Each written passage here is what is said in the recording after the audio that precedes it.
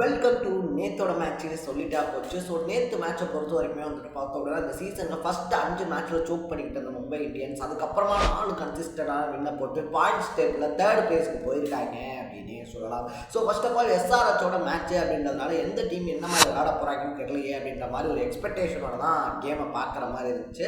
But முதல்ல opening இறங்கி இருந்த எஸ்ஆர்ஹெச் பார்த்தோம் அப்படின்னா பேட்டிங்கில் படு பயங்கரமாக சொதப்பியிருந்தாங்க அப்படின்னே சொல்லலாம். ஸோ டாப் ஆர்டர்ஸ்லாம் கழட்டி விட்ட ட்ரெண்ட் போல்ட் தீபக் சாகர் வந்துட்டு பார்த்தோம் அப்படின்னா அட்டகாசம் பண்ணியிருந்தாங்க. ஒரு முறையில் வந்துட்டு கிளாஷன் மட்டும் கொஞ்சம் அதிரடியாக ஆடி 140+ ரன் அப்படின்ற டார்கெட்டை கொடுத்துருந்தாங்க.